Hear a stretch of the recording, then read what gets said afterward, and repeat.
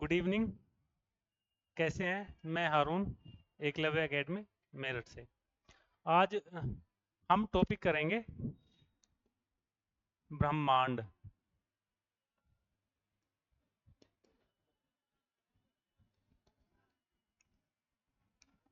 जिसको बोलते हैं यूनिवर्स। ठीक है। तो अब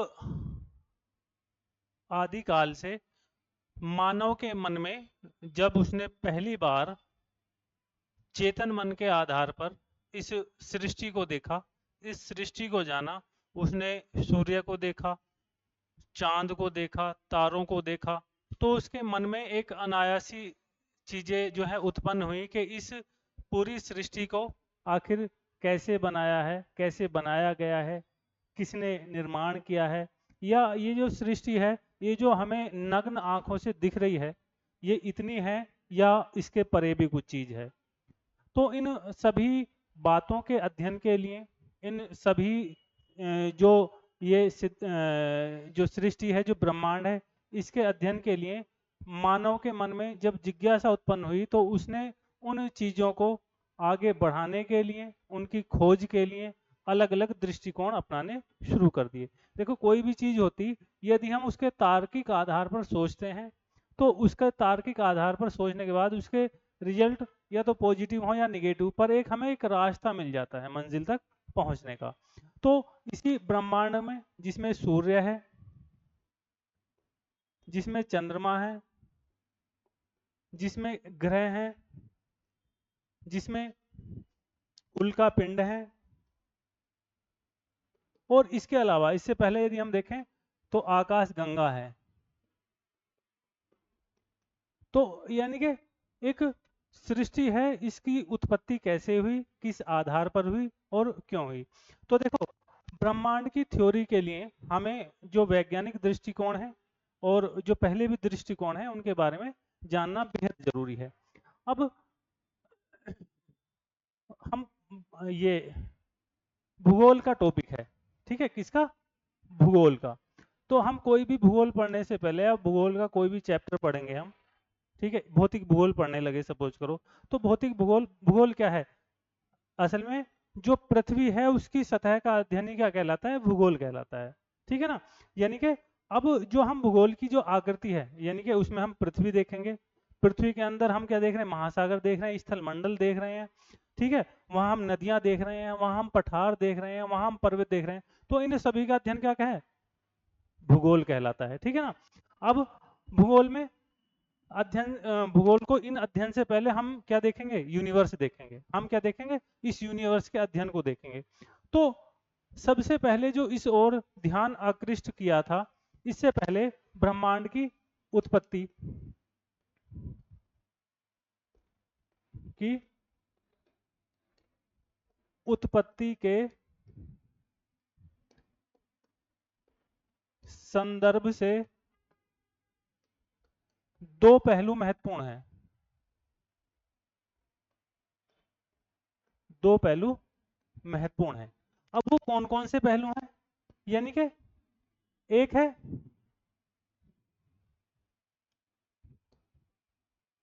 भू केंद्रीय अवधारणा, और दूसरी है हमारी सूर्य केंद्रीय अवधारणा। सूर्य केंद्रीय अवधारणा, यानी कि प्रारंभ में तो हम ये सोचते थे कि हम ये जानते थे कि भाई ये जो सृष्टि है, यानी कि सृष्टि से हम महत्वपूर्ण बात ये करेंगे, ये जो हमारा पूरा ब्रह्मांड है, ये इसमें जो सूर्य है, इसमें जो तारे हैं, इसमें जो ग्रह हैं, ये मतलब रुके हुए हैं, ये गतिमान हैं, ये एक दूसरे से बराबर दूरी पर हैं या एक दूसरे से विषम दूरी पर हैं। यानी कि ये विभिन्न प्रकार के जो सवाल हैं मनुष्य के मन में कौंधते रहे। तो इसी के संदर्भ में, यानी कि ब्रह्मांड के अध्ययन से पहले हमें यह जानना जरूरी था कि हमारे पास क्या क्या अवधारणाएं हैं। ठीक है? तो हमारे पास इससे पहले दो अवधारणाएं थी। ठीक है? पहली अवधारणा थी भू केंद्रीय अवधारणा, और दूसरी अवधारणा है सूर्य केंद्रीय अवधारणा। तो जो भू केंद्रीय अवधारणा थी, ये 140 ईस्वी में टोलमी ने दी थी। टोलमी ने प्रतिपादित किया था। इसको। और उसमें उन्होंने बताया था कि जो हमारी ब्रह्मांड है, उस ब्रह्मांड में जो हमारा सौर मंडल है, उन्हें नहीं उस समय इतना पता था कि ब्रह्मांड का जो वर्गीकरण है वो कैसे कैसे हुआ है।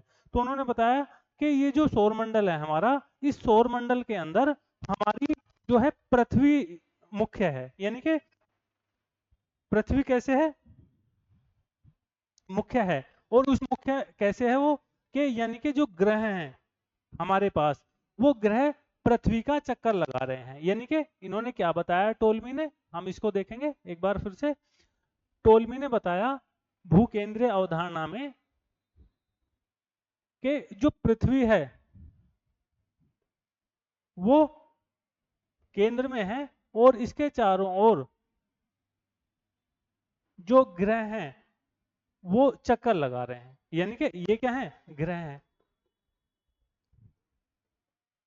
और जो पृथ्वी के सबसे नजदीक तारा है वो क्या है, सूर्य है। ये क्या है, सूर्य है। तो यानी कि ये अवधारणा दी थी ग्रीक और मिस्र के वैज्ञानिक थे टोलमी ने।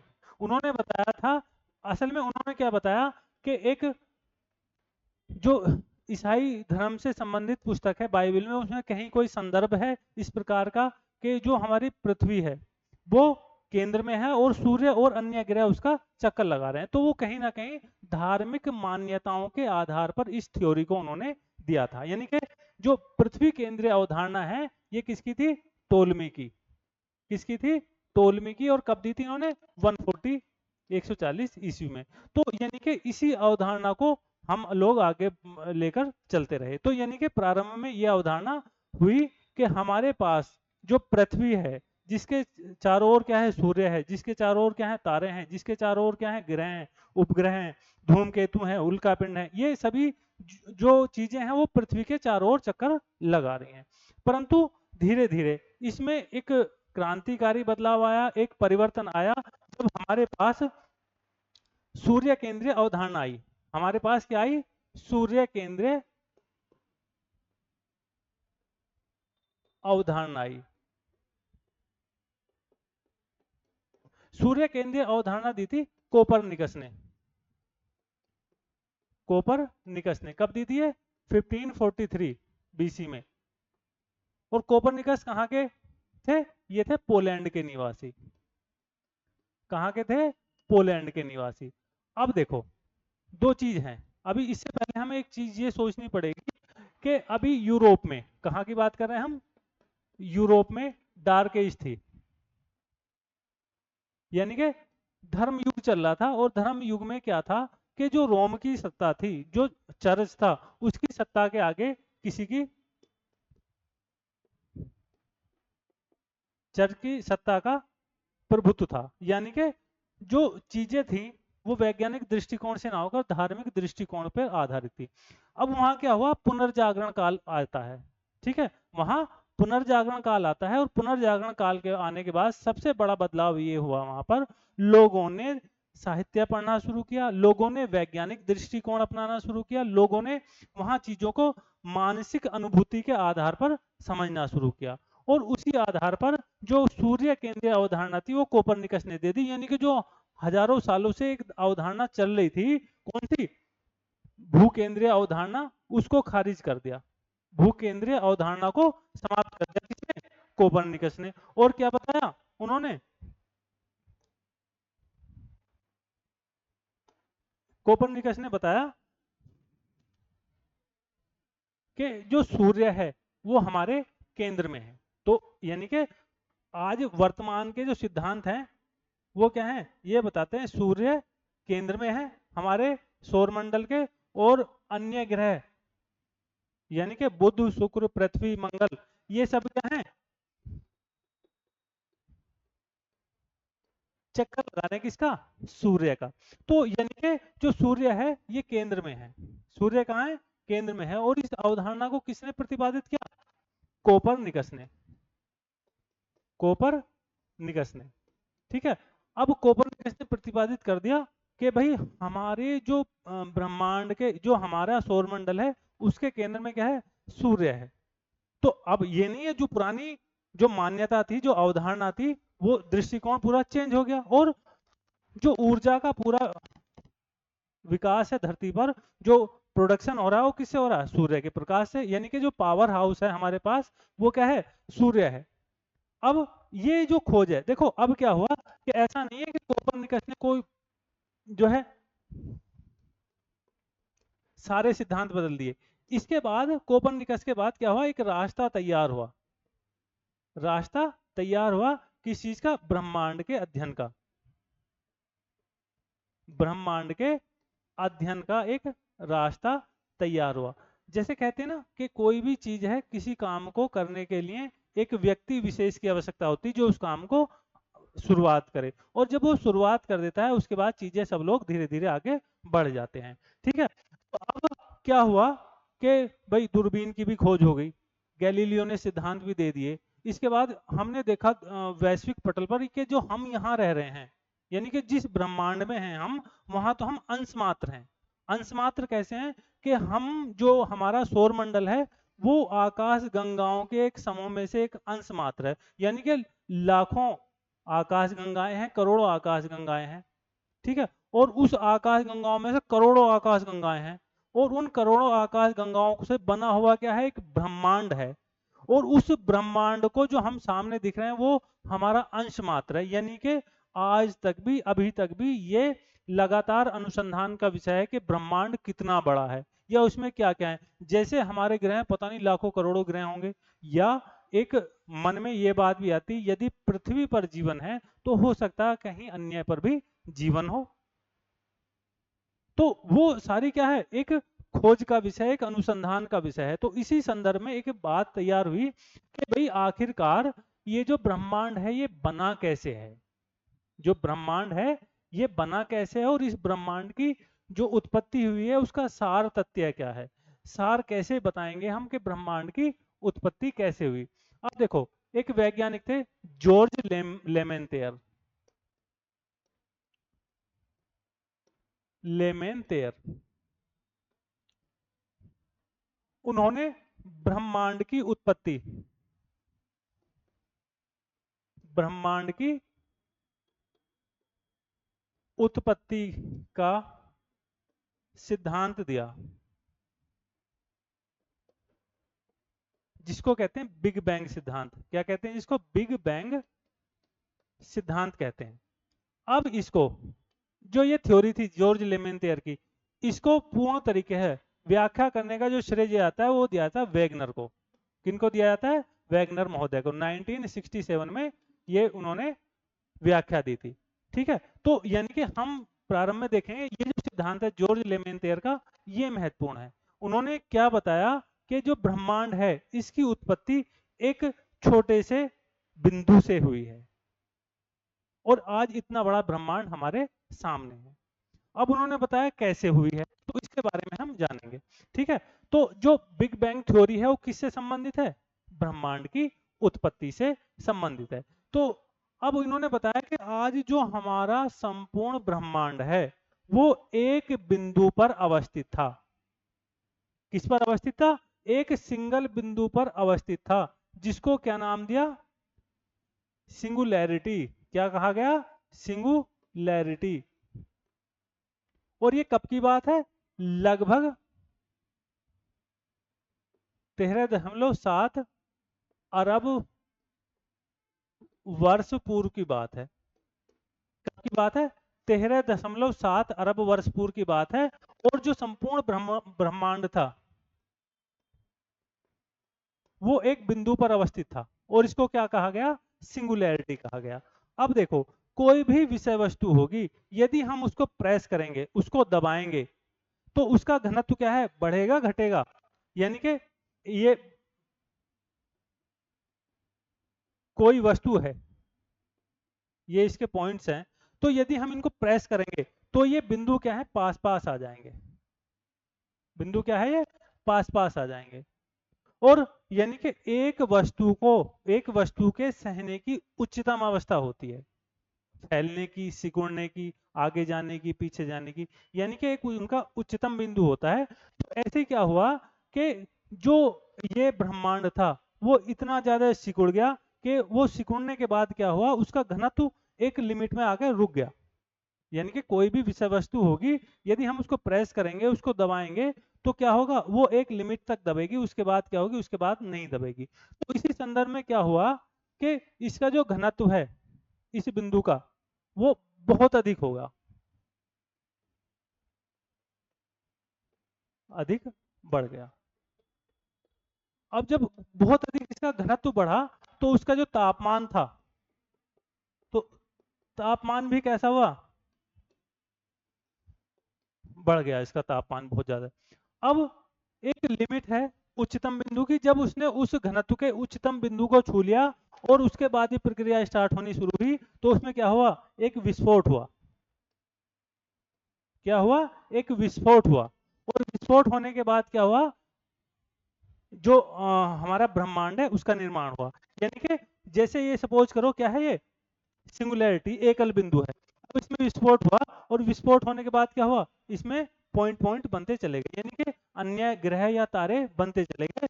और इन तारों के साथ साथ, इसके साथ साथ चारों ओर धूल के जो कण थे वो भी इकट्ठे शुरू होने हो गए। इसको देखेंगे अभी हम, महत्वपूर्ण है ये। तो यानी कि ये धूल के कण इकट्ठा शुरू होने हो गए। तो यानी कि विस्फोट इतना भयानक या इतना तीव्र था कि जो तापमान था उसके कारण उसका भाग फट गया, अलग से चारों तरफ हो गया। और उसके साथ साथ जो उससे, ये कह सकते हैं, जो उससे पदार्थ निकले, यानी कि जो मेटल निकला, उसका मैटर था, उस मैटर से क्या हुआ, अलग अलग बिंदु पर अलग अलग जो पदार्थ हैं वो निकल गए, जिसको हम आज आकाश गंगाओं का, जो ग्रह हैं, जो सूर्य हैं, उनकी बात हम करते हैं। तो वो सारी चीज उनकी उत्पत्ति हो गई। अब इसमें क्या हुआ विस्फोट होने के बाद,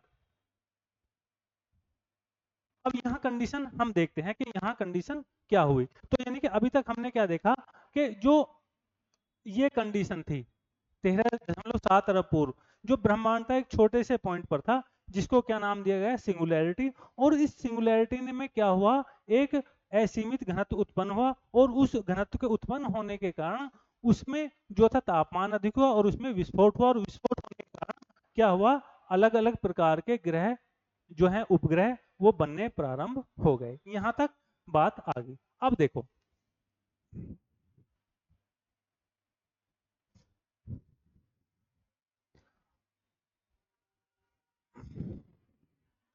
तो देखो, कोई भी चीज है, कोई भी विषय वस्तु है, अब एक समय होता है उसको, चीजों को आगे बढ़ाने का। अब मैंने क्या बताया, ये जो था, यानी कि सिंगुलैरिटी पॉइंट था, इसके बाद अलग अलग जो है ग्रह उपग्रह ये बनने शुरू हो गए। अब इनके पास मेघ भी था, अपना मेघ था। अब देखो, एक चीज है, यहां मैं आपको बता रहा हूं कि कोई भी विषय वस्तु होगी, यानी कि जो हमारे उपग्रह हैं, यदि हम सूर्य की बात करें, सूर्य के चारों ओर क्या है, ग्रह हैं और उपग्रह हैं। अच्छा, इनको हम ये सोचते हैं कि इन ग्रहों और उपग्रहों को यदि हम देखेंगे कि ऐसा क्या है कि इनको कोई शक्ति आपस में जोड़े हुए है, यानी कि बुध है ग्रह, शुक्र है, पृथ्वी है, इसी प्रकार से अंतिम ग्रह तक है। तो अब ये क्या है कि एक इनकी निश्चित कक्षा में ये क्या कर रहे हैं, चक्कर लगा रहे हैं। निश्चित कक्षा में क्या कर रहे हैं, चक्कर लगा रहे हैं। और वो क्यों लगा रहे हैं, निश्चित कक्षा क्यों है, उसे कौन सा ऐसा बल है जो उनको बांधे रखे हुए है। तो उनको कौन सा बल बांधे रखे हुए है, जिसको हम कहते हैं गुरुत्वाकर्षण बल। कौन सा, गुरुत्वाकर्षण बल जो है उनको बांधे हुए है। इसके अलावा, गुरुत्वाकर्षण के अलावा दो बल और काम करते हैं, यानी कि कोई भी, यहां देखेंगे सूर्य है और इसके चारों ओर चक्कर लगा रही क्या, पृथ्वी। तो यानी कि दो बल और काम कर रहे हैं यहां पर, जो पृथ्वी को अपनी ओर खींच रहा है। यानी कि जो गुरुत्वाकर्षण बल है, इसके अलावा दो फोर्सेज और काम कर रही हैं, जो सूर्य को पृथ्वी की ओर खींच रहा है। इसको बोलते हैं अभिकेंद्रीय बल। क्या बोलेंगे इसको, अभिकेंद्रीय बल। और जो बाहर की ओर फोर्स लगा रहा है उसको क्या बोलेंगे, अपकेंद्रीय बल। अपकेंद्रीय बल। तो यानी कि इसके अलावा ये बल भी पूछे जाते हैं। अब यहाँ बात आएगी कि कोई भी पॉइंट है, यहाँ हम फिर से आएंगे कि कोई भी पॉइंट है और क्या नाम दिया गया था उस पॉइंट को? सिंगुलैरिटी। सिंगुलैरिटी में क्या हुआ, जो एकल बिंदु था उसमें विस्फोट हुआ और अनेक ग्रहों का निर्माण हुआ, और उन अनेक ग्रहों से क्या हुआ, छोटे छोटे ग्रह बन गए, और उनके चारों ओर धूल का कण भी उपस्थित थे। और ये जब जो धूल के कण थे, इनमें क्या हुआ, इनमें जो इनकी गुरुत्वाकर्षण शक्ति थी इन अंदर ग्रहों की, इन्होंने अपनी ओर खींचा, और इन धूल के कणों से क्या हुआ, फिर मेघ बादल बने। क्या बने? मेघ बादल बने। और ये मेघ बादल ही क्या कहलाए? निहारिका कहलाए। क्या कहलाए? ये निहारिका कहलाए।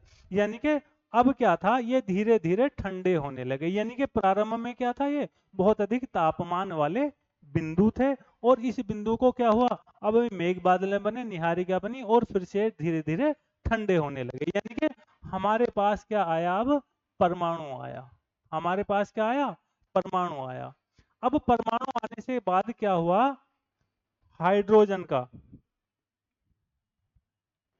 किसमें परिवर्तन हुआ? हीलियम में परिवर्तन हुआ। यानी कि आज जो हमारे पास ऊर्जा का स्रोत है, यानी कि ऊर्जा का जो स्रोत है वो क्या है? सूर्य है। क्या है वो? सूर्य है। और सूर्य में ऊर्जा का उत्पादन कैसे होता है? हाइड्रोजन का हीलियम में बदलना। हाइड्रोजन का हीलियम में बदलना ही क्या होता है, जो ऊर्जा का उत्पादन होता है। अब ये कैसे होता है? नाभिकीय संलयन से होता है या नाभिकीय विखंडन से होता है?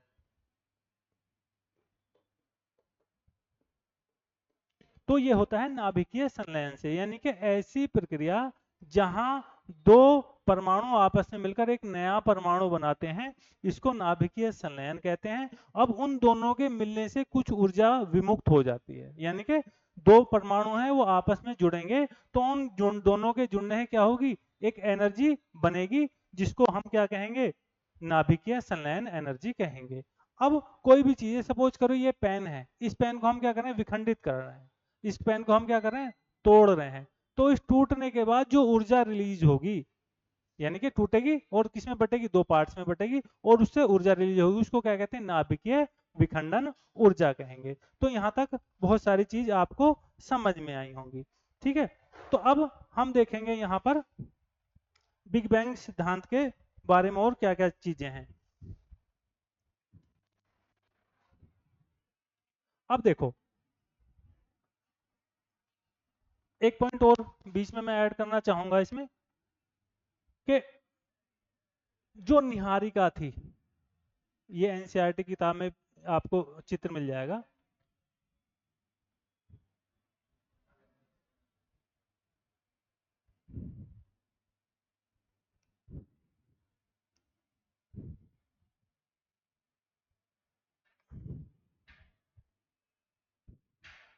चित्र इतना बढ़िया आया नहीं है, दोबारा बनाते हैं। इसको इस प्रकार से बना लेंगे।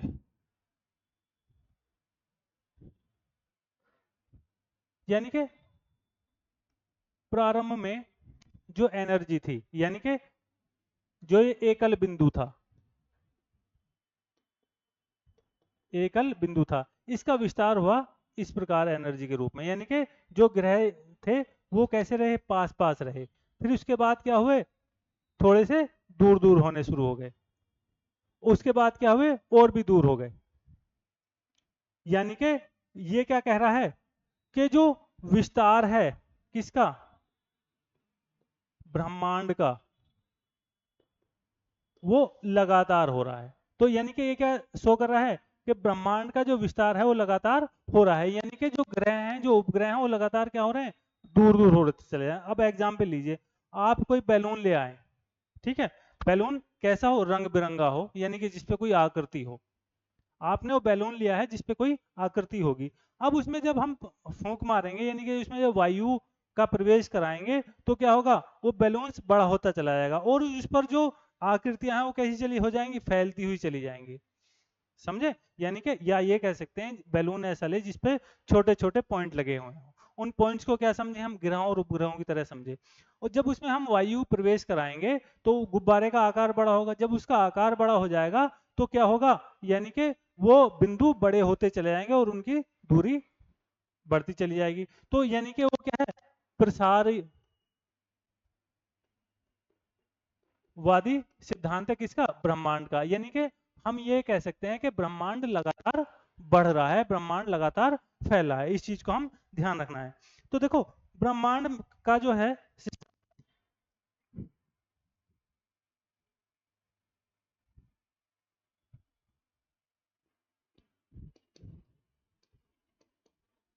ब्रह्मांड है, फिर उसके बाद क्या है, आकाश गंगाएं बनी,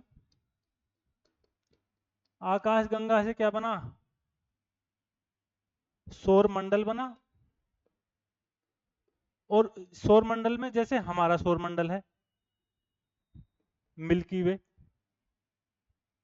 क्या है उसका नाम, मिल्की वे है, ठीक है। और उस में फिर हमारे सौर मंडल में क्या है, यानी कि सूर्य केंद्र में है, फिर उसमें क्या है, पृथ्वी, पृथ्वी में 7 महाद्वीप हैं और हम किस महाद्वीप के पार्ट हैं, एशिया के। और एशिया में भी किस देश में हैं हम, भारत में, ठीक है। तो यानी कि ये क्या है, विस्तार है, ये क्या है, विस्तार है। तो यानी कि ब्रह्मांड की कल्पना हुई, ब्रह्मांड में क्या हुआ, विस्फोट हुआ, विस्फोट से ग्रह बने, फिर वो धीरे धीरे ठंडे हुए, यानी कि हाइड्रोजन का हीलियम में परिवर्तन हुआ, उसके बाद आकाश गंगाएं बनी, लाखों आकाश गंगाएं उत्पन्न हुई, और उनसे जो है एक एक आकाश गंगा में लाखों लाखों सौर मंडल हैं, और उस सौर मंडल में जो है सबका अपना एक सूर्य है, उनके अपने ग्रह हैं, और उसी के हम पार्ट हैं पृथ्वी, और पृथ्वी के हम पार्ट हैं एशिया। तो यानी कि ये है। अब जो आकाश गंगाएं हैं इनका जो है आकार अलग अलग होता है, आकार अलग अलग होता है, यानी कि किसका, आकाश गंगाओं का। तो जो हमारी आकाश गंगा है उसका आकार पूछ लिया जाता है, हमारी जो आकाश गंगा है उसका आकार पूछ लिया जाता है। तो आकाश गंगा का नाम क्या है हमारी, मिल्की वे या मंदाकिनी, ठीक है। और इसका जो आकार है वो कैसा, सर्पिल आकार है। आप देखेंगे ना जब रजिस्टर लाते हैं हम तो उसके चारों ओर बाइंडिंग करा लेते हैं हम, तो वो कैसी होती है, सर्पिलाकार होती है। तो यानी कि आकाश गंगा के 3 रूप होते हैं, एक होती है सर्पिलाकार, दूसरी होती है अंडाकार, यानी कि अंडे का जैसा रूप होता है, थोड़ा गोलाभ आकृति जैसा हमारा पृथ्वी का होता है, और तीसरी होती है अनियमित, यानी कि जिसका कोई नियमानुसार कोई आकार नहीं होता। तो यानी कि कौन सी होगी, अनियमित।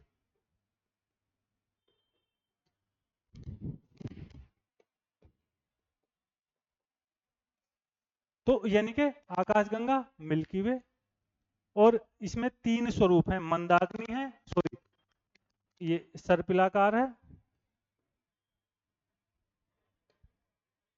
नंबर 1 सर्पिलाकार, दूसरी है अंडाकार, और तीसरी है अनियमित। इस आधार पर हम इसको देखेंगे, पूछ लेता है। और हमारी जो आकाशगंगा है वो कैसी है, सर्पिलाकार है, यानी कि सर्पिल आकार की है, ध्यान रखना। और सर्पिलाकार कैसा होता है, ये वाला होता है, ठीक है, ध्यान रखना है इसका।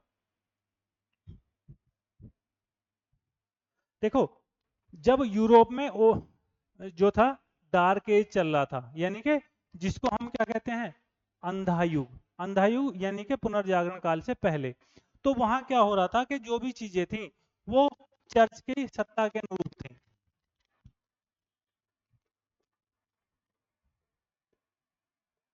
मैं यहाँ आपको बार बार इसलिए बता रहा हूँ कि किसी भी चीज पर हम विशद अध्ययन तब कर सकते हैं जब भी हमारा बौद्धिक स्तर उस लेवल का होगा, यानी कि हम किसी भी सीमाओं में बंधे हुए नहीं होंगे, ना हम सामाजिक सीमाओं में होंगे, ना धार्मिक सीमाओं में होंगे। हम यानी कि अपनी बुद्धि और विवेक का प्रयोग करके हम चीजों को आगे बढ़ाएंगे, तभी हम इन चीजों का कंसेप्ट क्लियर कर सकते हैं। यदि हम केवल लकीर के फकीर रह जाएंगे या किसी भी चीज को एक बिंदु तक सोचेंगे तो बिंदु हमारी पकड़ से बाहर हो जाएगा, वो हमारी पकड़ के अंदर नहीं रह पाएगा। तो इसलिए उस चीज को ध्यान रखना है। तो देखो मैं फिर से बता दूं एक बार आपको, विस्फोट हुआ, उससे छोटे छोटे ग्रह बने। फिर क्या हुआ, वहां धूल कण उसके सामने इकट्ठे हुए। धूल कण होने के बाद क्या हुआ, वो संकुचित हुए और मेघ बादल बने। क्या बने, मेघ बादल बने। मेघ बने या बादल बने, उनमें गुरुत्वाकर्षण बल उत्पन्न हुआ और वो आपस में इकट्ठा होना प्रारंभ हो गए। जब उसमें गुरुत्वाकर्षण बल उत्पन्न हुआ तो इसी के साथ साथ अभिकेंद्रीय और अपकेंद्रीय दोनों बल भी प्रारंभ हो गए। ठीक है, तो यानी कि पहले मेघ बना, तो इसी को क्या कहें हम, निहारिका कहते हैं। इसी को क्या कहते हैं हम, निहारिका कहते हैं, जहां से हमारी आकाश गंगा की उत्पत्ति हुई है। और ये कैसे उत्पत्ति हुई इसकी, इसकी हुई है एक पार्टिकल से, जिसको एकल बिंदु या सिंगुलैरिटी हम कहते हैं। ध्यान रखना है इसको। अब देखो, जो निहारिका है यानी कि जो बनने की कहानी है इसकी,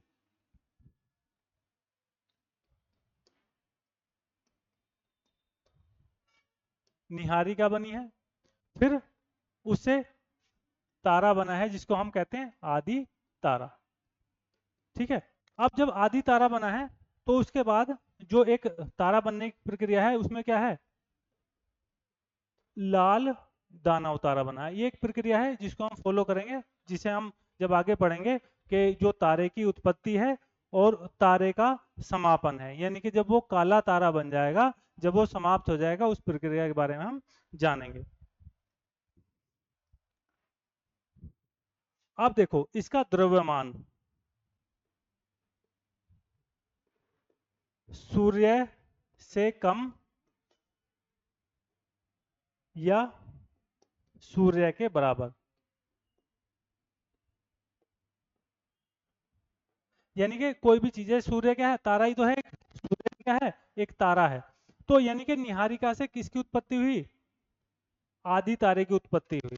और आदि तारे से क्या बना, एक तारा बना जिसको हम लाल दानव तारा कहते हैं। अब जो लाल दानव है, यानी कि इसकी अवस्थिति कैसी है, ये कैसे रंग का है, बिल्कुल लाल रंग का है।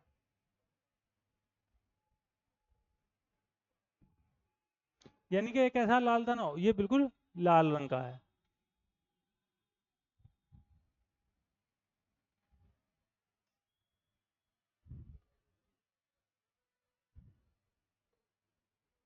और देखो ये सारी प्रक्रियाएं कैसे हो रही हैं, जब हाइड्रोजन का परिवर्तन किसमें हो रहा है, हीलियम में हो रहा है। यानी कि एनर्जी का ट्रांसफर हो रहा है किसमें, हाइड्रोजन का हीलियम में। और किस कारण हो रहा है, वो नाभिकीय संलयन के कारण हो रहा है। यानी कि दो परमाणु एक साथ कार्य कर रहे हैं, तो ध्यान रखना है। और दूसरी स्थिति है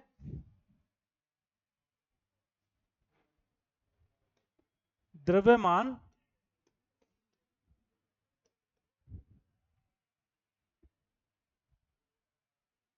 सूर्य से अधिक हो। द्रव्यमान सूर्य से अधिक हो। अब यहां दो कंडीशन उत्पन्न होंगी।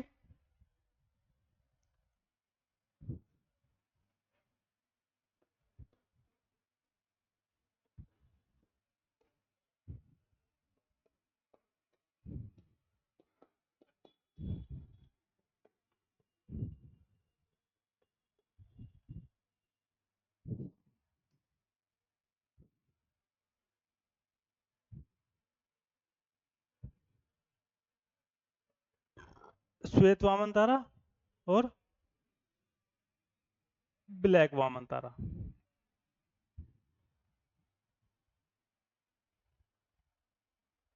यानी कि कंडीशन क्या आई, आप देखेंगे निहारिका बनी, निहारिका से आदि तारे का निर्माण हुआ। यानी कि यहाँ क्या हुआ, निहारिका जब बनी तो ये फिर से ठंडी हो गई और इसको आदि तारा कहलाया। और आदि तारे से क्या बना, लाल दानव बना। यानी कि लाल तारा भी हम इसको कह सकते हैं। अब यहाँ से दो कंडीशन आएंगी। ठीक है, हम बात कर रहे हैं तारे के बनने की, यानी कि जो प्रक्रिया बनी है, हमारे पास सौरमंडल आया है, इसकी प्रक्रिया। तो अब जब द्रव्यमान सूर्य से कम है, यानी कि यदि इस लाल दानव का द्रव्यमान सूर्य से कम है या सूर्य के बराबर है, तो दो कंडीशन उत्पन्न होंगी। तो यानी कि यहां हाइड्रोजन का हीलियम में पूरा परिवर्तन हो जाएगा। तो जब हाइड्रोजन का हीलियम में परिवर्तन हो जाएगा तो क्या हो जाएगा, ये श्वेत वामन की स्थिति प्राप्त कर लेगा और इसका कलर कैसा हो जाएगा, श्वेत वामन हो जाएगा। यानी कि एक तरीके है, वामन किसको कहते हैं, बोने को। तो यानी कि बोने तारे की स्थिति में उत्पन्न हो जाएंगे और जब ऊर्जा पूरी तरीके से समाप्त हो जाएगी तो ये किसमें परिवर्तित हो जाएगा, काले वामन में परिवर्तित हो जाएगा। यानी कि जो बोना है काला तारा, यहाँ ये समाप्त हो जाएगा। अब देखो यहाँ अब कंडीशन, जो सूर्य की द्रव्यमान कितना होता है 1.4 ms, यानी कि ms क्या है, द्रव्यमान है और इसको बताया था किसने, चंद्रशेखर ने, भारतीय वैज्ञानिक थे और इसको क्या कहते हैं, चंद्रशेखर सीमा कहते हैं। क्या बोलते हैं हम इसको, चंद्रशेखर सीमा।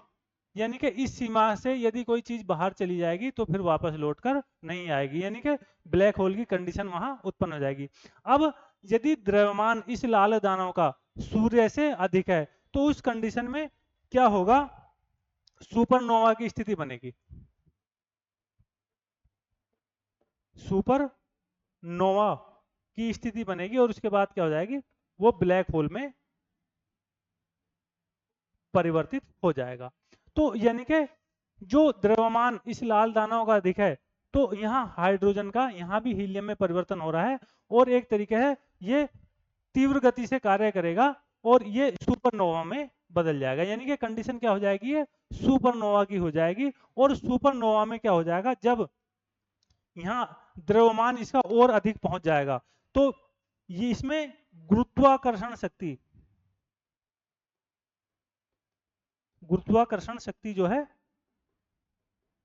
वो इतनी अधिक हो जाएगी, इतनी तीव्र हो जाएगी कि वो अपने आसपास आने वाले प्रकाश को भी अपने पास से गुजरने नहीं देगी। यानी कि यदि उसके पास से कोई भी चीज गुजरेगी, कोई भी पिंड गुजरेगा तो उसको अपने अंदर समाहित कर लेता है। समझ आई बात। यानी कि यदि द्रव्यमान 1.4 ms मास ऑफ सन यानी कि इससे अधिक है तो लाल दानव की स्थिति कहां पर बदल जाएगी, सुपरनोवा में बदलेगी। और सुपरनोवा को क्या कहते हैं हम, पल्सर भी कहते हैं। क्या कहते हैं हम, पल्सर भी कहते हैं। यानी कि पल्सर के बाद कंडीशन ब्लैक होल में परिवर्तित हो जाएगी और यहाँ एनर्जी का, ऊर्जा का इतना बहाव हो जाएगा ब्लैक होल के पास, यदि अपने पास से कोई पिंड गुजर रहा है, कोई इवन के प्रकाश भी गुजर रहा है तो उसको अपने अंदर समाहित कर लेगा।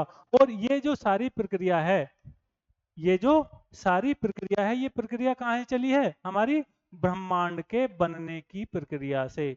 और ये 3.7 अरब वर्ष पुरानी घटना है जो लगातार चल रही है। यानी कि कोई भी तारा है उसके बनने बिगड़ने में जो है ये प्रक्रिया होती है और इसमें समय लगता है। यानी कि वो कहाँ, काले वामन तक आकर समाप्त हो जाता है और कुछ क्या होते हैं, वो ब्लैक होल का रूप धारण कर लेते हैं। तो उम्मीद है वो आपको काफी चीजें समझ आई होंगी। ठीक है, दो तीन पॉइंट और हैं, उनको ध्यान रखना है।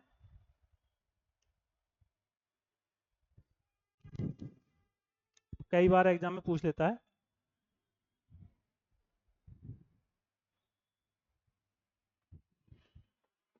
1960 में ब्लैक होल की अवधारणा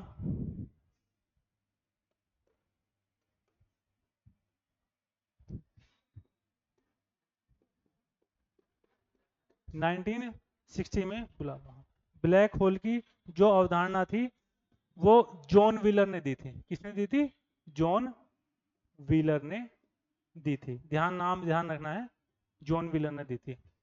एक पॉइंट और पूछ लेता है, जो चमकीले पिंड होते हैं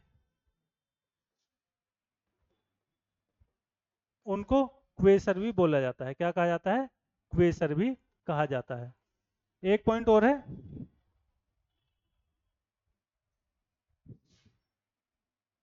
रोग ब्लैक होल।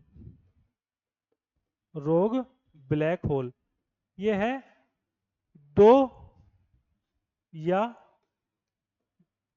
दो से अधिक ब्लैक होल्स को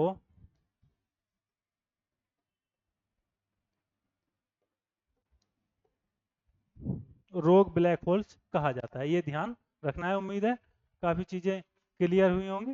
धन्यवाद।